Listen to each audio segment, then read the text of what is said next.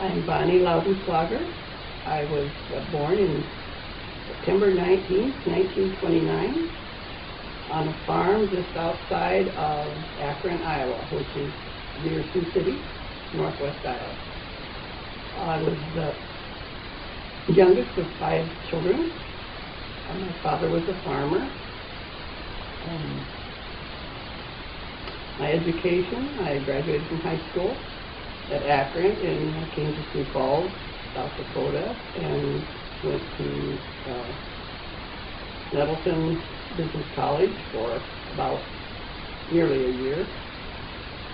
I was then employed at a finance company, and that's where, when I was going to Nettleton, where I met my husband, Bill. And after he graduated from Nettleton, we moved to Tracy, Minnesota. What were you both doing in Nettleton? What kind of college was that? I went to be a stenographer, and he went. It was a business college, Okay. and he took accounting. And were they only 1 year? Was it only a 1 no, year school? his was 2. 2? Although it was one of those schools where you went at your own speed. So I actually did a 1-year course in about 9 months. Oh, wow. And so that's when I worked at the finance company when he was finishing up. And then we moved to Tracy, Minnesota. And then he soon was called into the service for the second time. About 19... For the second time? He was in the service before he went to Nettleton. Oh. And then he went under the GI Bill right to Nettleton, and then the second time he got called into Millington Air Base at Memphis, Tennessee. And what were you doing while he was called? I was finishing up my job in Tracy, and I went home to be with my parents on the farm to have our first child. And then I joined him in about 2 or 3 months down in Memphis, in the suburb of Memphis. He was at Millington Air Base down there, Naval Air Base. And,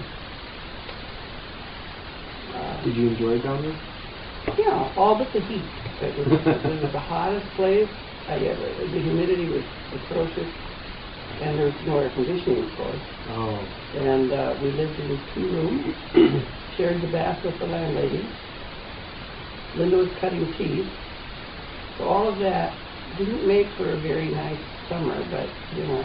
Yeah, I was going to ask, how was life around the base, interacting with other families? Or Fine. They were very, very compatible, and I made some good friends down there. Went to church down there and met another good friend that I used to sing with quite a bit. He was also a service man.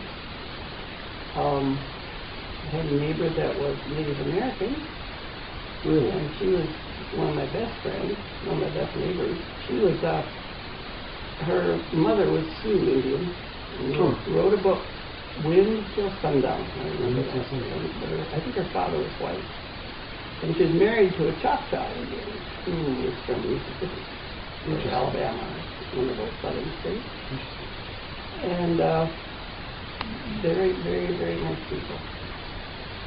Were you interacting with them a lot? Yeah, as much as you could, you know. Yeah. And then we moved back to, when Bill got out of the service, we came to Canton, South Dakota, where Bill worked for Northern States Power Company.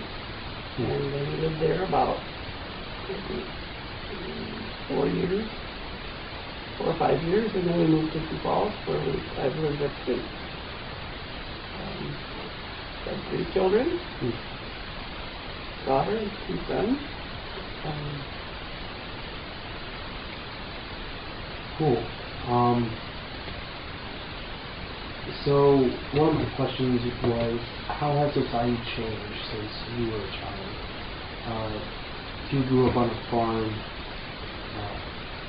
around the Great Depression time. I was born in the Great Depression. So how has it changed from then to now? Well, many things have changed in society. I also went through the rationing of World War II, where you couldn't get things on the kid stamps, sugar and gasoline and things like that. As far as family units are concerned, divorce was practically unheard of. Children were pretty much seen and not heard. They did not control the parents like you see today. Society in general was a lot more, I think, structured, you might say. A lot less government interference. You just worked hard for your money. You didn't expect anybody to give you a handout. I used to look out the window when I was in high school and watch the WPA workers, and that means they were the people that couldn't find a job, so the government hired them. They would build buildings and things, and we were building our gymnasium. I remember that. And if we'd see them leaning on the shovel, we'd always we always said WPA stood for We Poke Around. But that's really not what it stood for. I can't even remember what it stood for, but it was something very, very appropriate. Any other questions? Yeah. Like dealing with the stamps till now, like, do you? It's changed a lot since then. Having to pay or food stamps? Yeah, food stamps. There's no such thing as food stamps. Rationing had nothing to do with your income or anything. Everybody got so many stamps per person for sugar, so that you couldn't. See, that was one of the things that was in scarce supply. Did you guys ever run out of those stamps?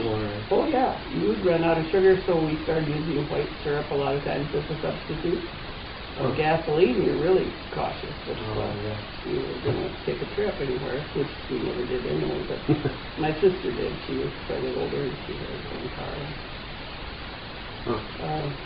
But yeah, the stamps were just so that you couldn't get a lot of stuff and I couldn't get very much stuff that you get per person. And you'd save stamps. If you had something going on, like a big party or something, you'd save your sugar stamps so that you could, do a lot of basic needs stuff like that. Yeah. You mentioned earlier that one of your best friends or neighbors was an Indian woman. But other than her, have you had any other friends that have been from a different race? I can't say that I have. I don't even remember that there was anybody but Caucasian in Akron or Tracy. Or I think there was one black person in Canton, but he was an old man that I never met.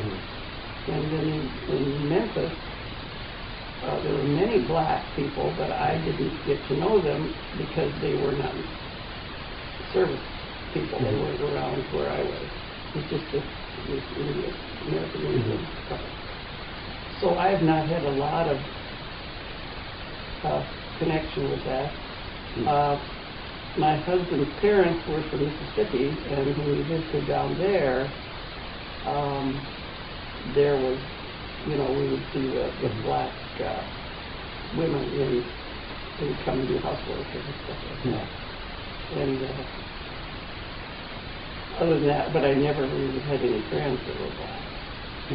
But my daughter did in high school here in Sioux Falls. Yeah. Interesting. So, knowing that there is different races here, have you gotten to know, like, through church or just friends, have you gotten to know any people in Sioux Falls from different races? Only because of my grandson Aaron, I have met one, I think, one black boy that I know.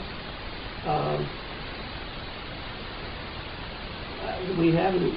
I have just recently met some black people that go to our church. It's very nice, and I know him. I can't say I know him that well, but it's just close to where I sit. So I see him frequently. Very cordial, good singer. It's always good singer. Yeah, and so my next question is, have you ever been to,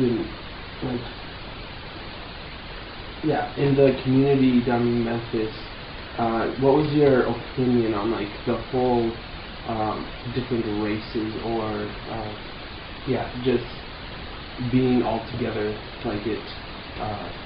connecting? Did you think much about it, or oh, yeah. did it... Remember, this was in 1951. Things were a lot different now. The white people lived next to the sidewalk. The black people lived behind those houses, back behind. They were very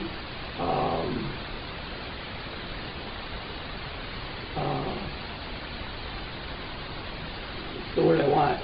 As I would walk down the street pushing Linda, they would be sitting along the curb, a lot of them. And she was so friendly, she'd say, hi, hi, hi. And they would look at me before they would speak to her. And if I would smile, they would speak back to her. But they were very polite that way. They never tried to interfere. I never saw rowdiness going on at all. This was a small town outside of Memphis. It was, one of them was Raleigh. I lived there first, and it was Munford was the name of the town, but now it's incorporated with Memphis, so it's no longer small town. Very interesting. I want to thank you for your time and just answering my questions and just telling me more about yourself. It's very, I didn't know a whole lot of that. About your life or what you had to go through.